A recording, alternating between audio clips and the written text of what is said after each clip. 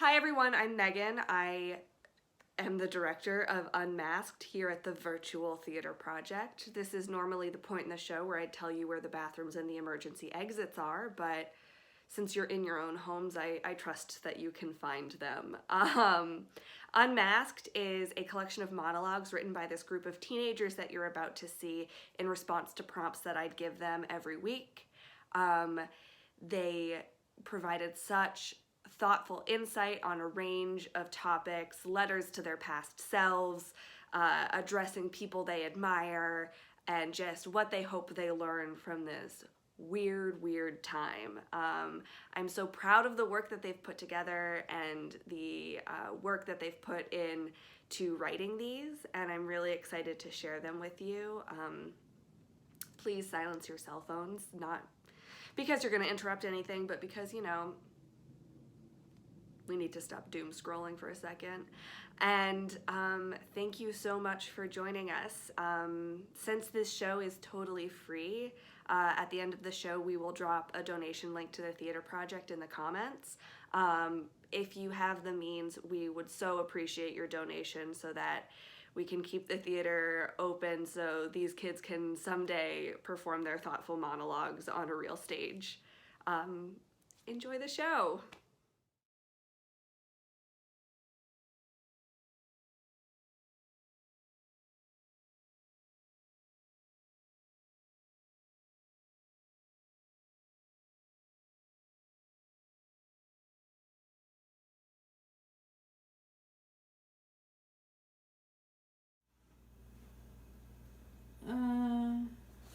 Too much.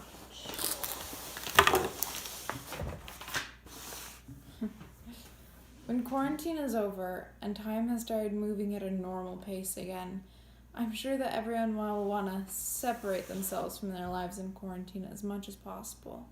But I hope we don't try and push it all away. Being in the middle of a pandemic, we became more mindful of those with health conditions that would make it harder for them to recover if they got sick. I hope that we can keep that mindfulness and be more careful of not spreading other illnesses, like colds or stomach bugs. In the past, we've always seen posters about washing your hands or covering your cough. But being in the middle of a pandemic, we have become more used to using these hygienic tools, even when we don't feel sick. I hope that we will be able to continue to use these regularly and be aware of the sickness we might be spreading. I also hope that people get more used to staying home when they feel sick and encouraging others to stay home when they're sick, because sometimes it seems like we aren't supposed to allow ourselves to be sick, and that we should be doing our best to always go to school or to work. When we are finally done with all of this, I hope we continue to be mindful of any illnesses we might be spreading and allow each other to be sick from time to time and not make it seem like it's their own fault.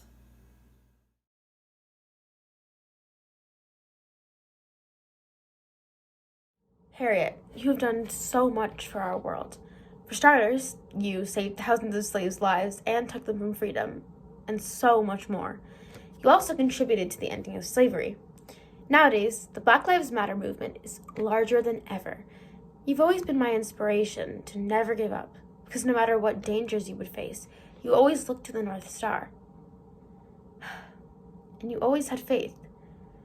How did you never give up, even when you were faced with a threat to not just your own life, but to those you were trying to save? I hope that you know that segregation has ended for the most part. I hope you know that you contributed to that. You contributed to all of these things that changed the world. I hope you know that we learned about you today in class. And we have a whole chunk of the year that we get to learn just about you and everything that you did.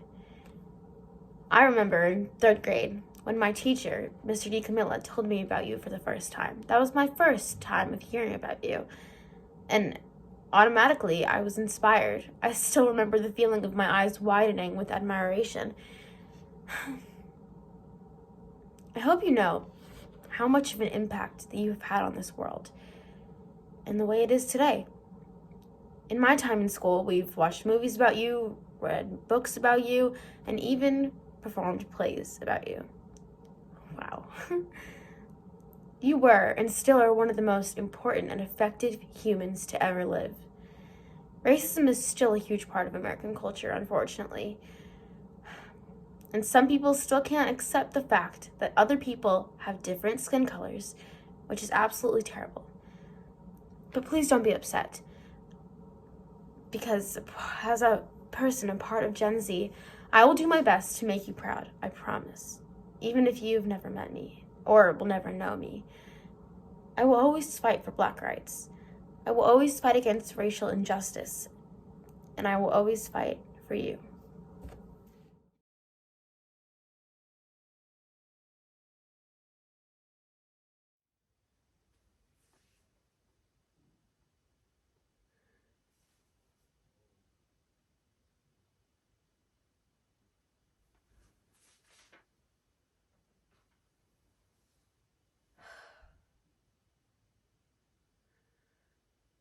It all started around 6th grade. I wasn't sure if it was because of the friends I had or if it was because I was getting older and there was more pressure, but the truth was I had too many expectations for myself.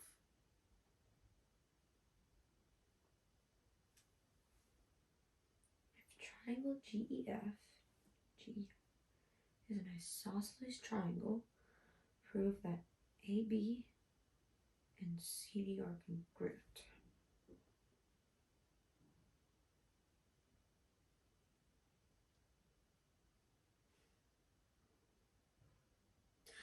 Someone would tell me about something they did. For example, the summer before the pandemic, my friend had a summer job and they told me they made $600 and that's amazing. But I was mad at myself. That summer I had done mostly camps and I didn't have a summer job. And I blamed myself. I didn't think I was being productive.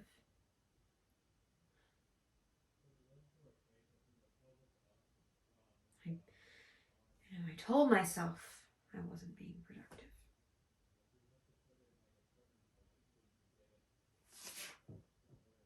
Okay, now that makes sense. The two angles are a congruent and linear pair.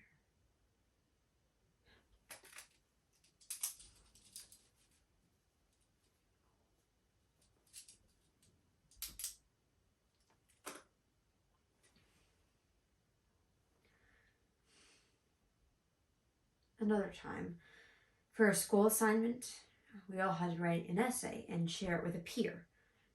And, my classmate had written more than me, and so I was mad at myself and I went home to extend it. Even right now, as I tell you this, I wonder if you think it's good. Is it weird? Is it interesting? Am I doing a good job at all? These are the thoughts that go through my mind every day.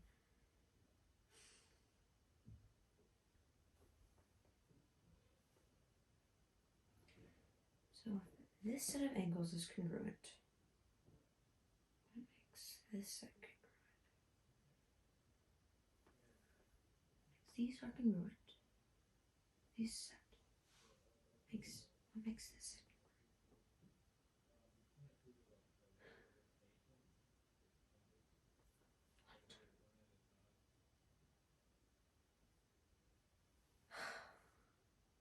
Shoot. I don't remember.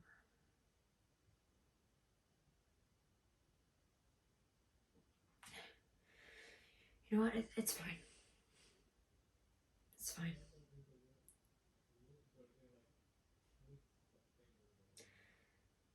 I do know now that being happy is what's most important. During this pandemic, I've been trying to ease these thoughts.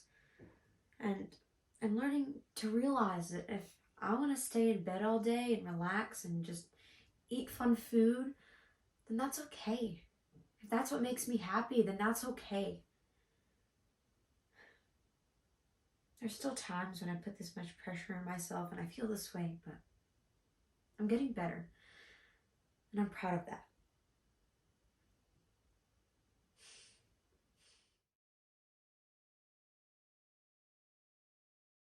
After this pandemic that once haunted the world is over, I we'll go to Disney World. Now, I bet you're thinking, oh, there goes another rich kid looking for a new way to spend their money after this is all over. In fact, it's quite the opposite. I mean, I have a panic attack anytime I need to buy a basic necessity, like a new toothbrush. Even after telling you that short story, I bet you're still confused. Most people would say, see their grandparents or hug their friends. I mean, I want to do that as much as anyone else would do, but I want to go to Disney World. My entire family has been going to Disney for as long as I can remember. It was that one trip as a family that I could look forward to, that could just distract us from all of our problems and just be, well, Disney magic. All this magic that we could hold on to for our one fantastical trip was ripped from us when we were forced into the same house almost 24/7. I just want to go to Magic Kingdom and let the Pirates of the Caribbean ride make me forget all my problems for the short 16-minute boat ride. I want to feel like I'm traveling around the world in Epcot and soak up the feeling I was in France when I was just dying of heat stroke in Orlando, Florida. After this Disney magic was ripped from us, we spent the next months watching Disney documentaries and listening to the podcasts on the best park rides. Heck, we almost impulsively bought a candle made to smell like each water of every boat ride. I was always grateful for these trips. I mean, I was always ecstatic to go to Disney. Who wouldn't be? But after this COVID ripped it all away, I never realized how much I was taken for granted. Even the packing, or the driving, or the flying, or the first night at the hotel, even the day you leave. All these things meant you were going somewhere, anywhere. I mean, I go places, if you call those trips to Goodwill a month, going places. When I eventually do get to go back to Disney, I will spend every moment soaking in the Disney magic that the parks just ooze. I'm scared that the moments I miss will just stack up like past trips. So next time I go, I'll spend a little extra time looking at Italy's pavilion, or looking at each individual tiles in Main Street. So as this pandemic ends and I have the vaccine, I will go to Disney World just to get that little bit of magic back into my life.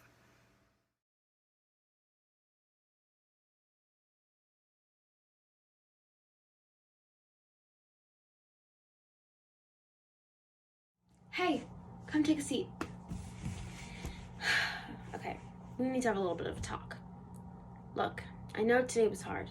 Your so-called bestie thought it would be a super fun idea to line all of your friends up that you were with, including you, and point to you and tell you exactly what she didn't like about you. Your heart drops, I remember it, when she tells you you're too much of an overthinker and how much it annoys her. You wish you could stand up for yourself, but you're too much of a people pleaser and don't want to make anyone else feel bad.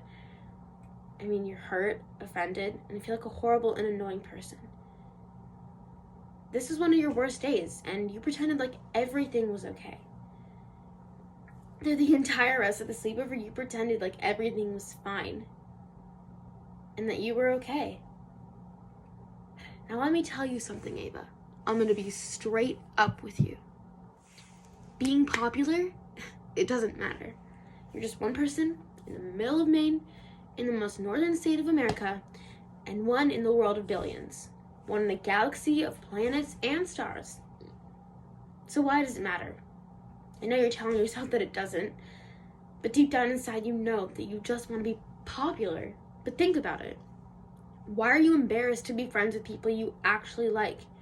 Why are you embarrassed to do things that you love to do? Why are you making it okay for the people you call your BFFs to treat you as something much less than a friend, let alone a human? There are things that you're still embarrassed to be doing. Like, you were embarrassed to be in the School Musical, yet it was one of the best experiences of your entire life. Stop holding back from the things that you love, okay? Don't pull away from the people. They love you the most. Stay away from the fake people. They're called fake for a reason, okay? The friends that make you feel happy, stay with them. Trust me, it's worth it. The friends that after you hang out with them, you feel terrible and a disgusting person, Leave them. Embrace yourself. Go have a dance party to all your favorite songs with your real friends. Play the songs that you used to be made fun of for liking. Stop spending your time on earth trying to please people that don't deserve it. Yes, okay, it's cheesy, but it's the right thing to do.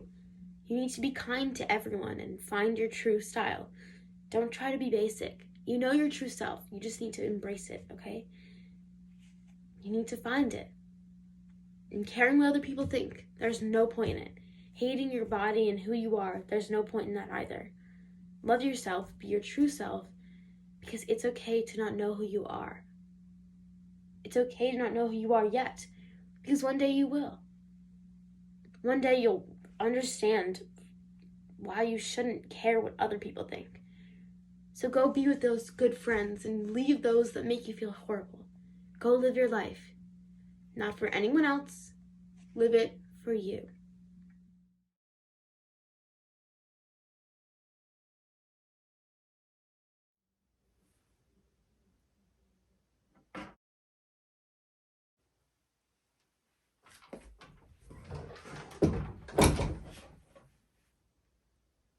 Wait, don't freak out, don't freak out. I'm from the year 2021, and you're from 2020, right? Yeah.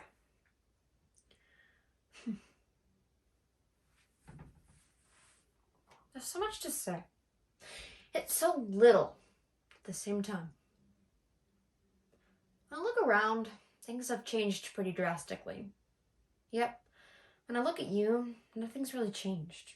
You're still strong and determined, yet overwhelmed at times. I find myself to be the same person today. We all expected 2020 to be the best year ever. I mean, it even has a nice ring to it. 2020. But it was most definitely the complete opposite. I was the least productive this year, but seemed to learn the most I ever had. For me, at least, it started with the pandemic. Yes, we had a pandemic. Do you even know what a pandemic is? Okay, yeah. It's sort of funny, actually. No school for 2 weeks, they said. You were relieved to finally have a break, thinking we'd be back in time to graduate and celebrate our 8th grade year. Newsflash, that did not happen.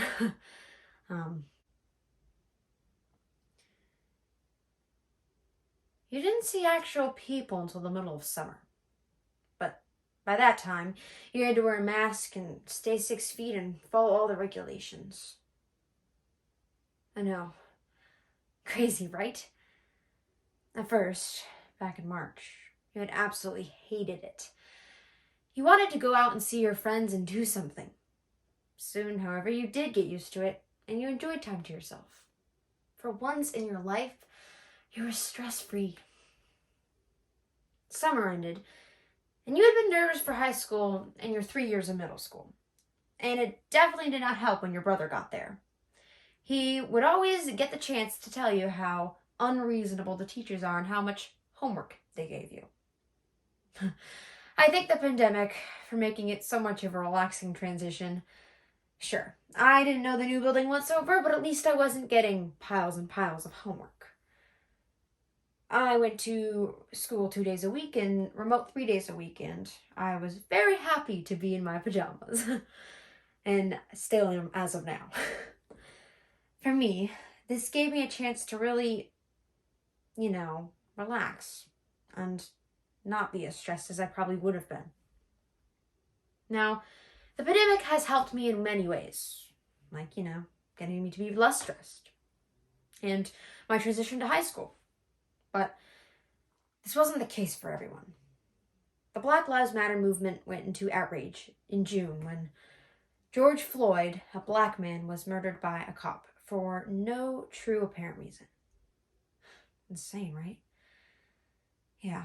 For me, this gave me a chance to really inform myself about it and educate myself. I signed petitions and shared information through social media and just get the word out. I educated myself, and I still do today. Many others did as well, and went to marches because they had more time on their hands and because the unemployment rate was very high. Yeah, as of right now, we have seen a spark of hope through the election. I just hope it stays that way. You're probably shocked. I understand that. You probably don't even believe me, which I understand. This is the most a year has ever changed in my entire life. And I know. It feels like we're living in a movie. And you know, they probably will make a movie. I wouldn't be surprised. But in reality, it did happen. And our lives will be forever changed.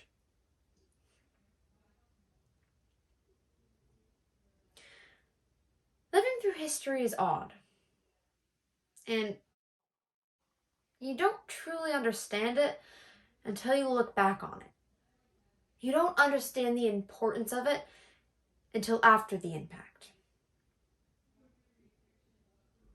Other times, though, when I do see it, it appalls me that so many people just turn their heads and choose to ignore it.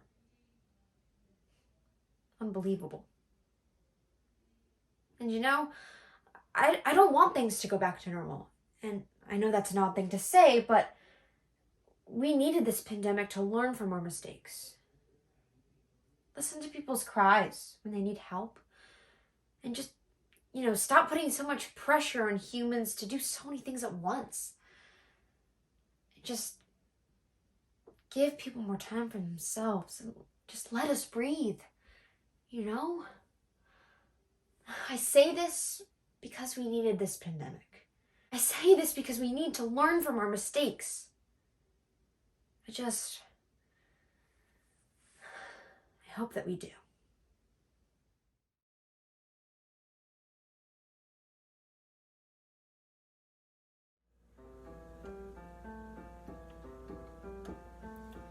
I have to write a letter addressed to myself 1 year ago.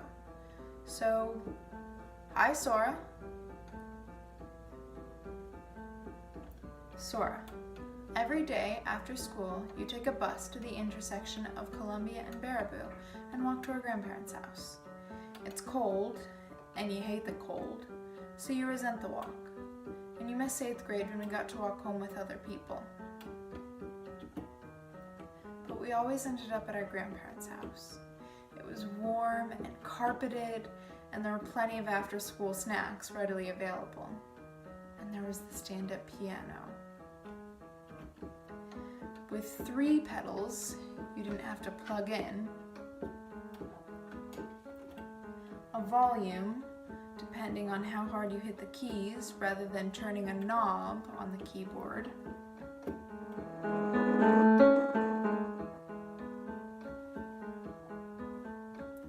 And a sound far better than any keyboard.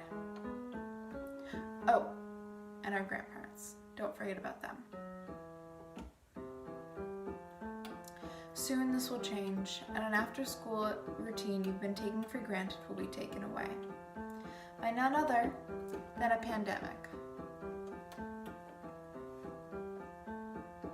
Soon you'll spend every part of your day in the same houses, without the perfect temperature your grandparents always seem to magically maintain. Without someone who would cut up a mango for you after school, and for your siblings too. With a keyboard with too few keys, and no way to see those grandparents other than from 6 feet away. I don't know how to make sure you don't spend all your time worrying about this, because it sounds like something I do. I can just tell you that you should focus on spending time with your grandparents, enjoying the time you spend near them, in their house, listening to them, talking to them. Enjoy being with them. Enjoy the time you spend on holiday traditions like decorating hundreds of Christmas cookies that no one can finish until mid-January.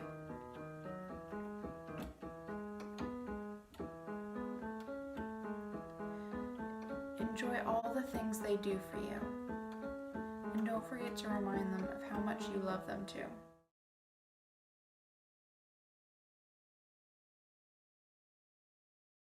Dear January 2020 Lily, some people may say they have no way to change fate. They have no free will, and you are destined to follow a singular and linear path to your inevitable end. Others argue the other side and say that it's your decision what happens to you, that every moment counts on your eventual outcome. And with every argument, there's people in between, a belief of fate and a follower of free will. Now, no matter if you do have a linear fate, or if every decision you make is your own, you find yourselves in situations that you don't necessarily want to be in. 2020 didn't start well. You had a pounding headache at the New Year's Eve party, and you were on a ship with thousands of people from all around the world. January passes around like every other month, stressful classes and sore feet from dress rehearsals. And everything is mostly smooth until about late January. You're sick and your show goes up in about 2 weeks. A classmate that you sit across through in math class jokes about how she got a cough the same week she heard about the coronavirus. However, you laugh it off and believe your history teacher when she said this is all fine, it's just the worst flu outbreak in years. But when you develop a cough, you start to get a little anxious. But you suck it up so you can form the opening number of Music Man. However, when you can't get out of bed due to exhaustion, you're kind of forced to stay home. A week later, with an unknown upper respiratory disease, you perform the show in a hazy cloud of sickness. Then the pink eye strikes you like a punch in the gut after being stabbed in the back. This continues for about a month. You wish it would end. You wish you didn't have to get up for school with a pain in your chest and bloodshot-eyed. Fortunately, your prayers do get answered, and March rolls around. As well as the news of schools shutting down around the country, this COVID thing was starting to get pretty serious. And it was spreading like a middle school rumor, except you weren't anxious about this. In fact, you were quite excited to have a fun 2-week vacation. But boy, were you wrong. March 13th, you had friends over expecting the news from this town that schools were shutting down for a short period of time, 2 weeks. The first closing was estimated for 2 weeks. You believed this. Flash forward a few months, and things start to open up more for summer. Things almost feel normal. You see your friends and family almost every day now, and your birthday could have been better, but at least you saw your friends, right? Halloween. It was the best night of the year. You were with your friends and it was a night to never forget. November passes around, and so do the cases. They're in the hundreds about every day now. Christmas finally comes to add some light in the dark times. You were dreading New Year's to come around, though. You're still recovering from that prison of a boat. However, this year you were on land and with your best friend. You spent the whole night playing Beatles Rock Band and drinking sickly sweet hot chocolate. The clock even struck you by surprise when it hit midnight in your kitchen playing 5-4 by Gorillaz. Maybe things will turn around for the year of 2020. You would have liked that, wouldn't you? January 6, 2021. You got a notification from your friend from the group chat. It was a picture of the top news story captioned, "Turn on the news. Trust me, you won't regret it."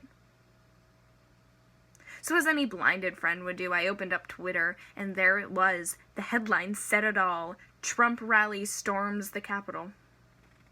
Sitting on your bed in shock, you watched as these crazed terrorists storm the Capitol, break down the doors, and hang nooses. Even telling you now won't slow the blow of this history-making event.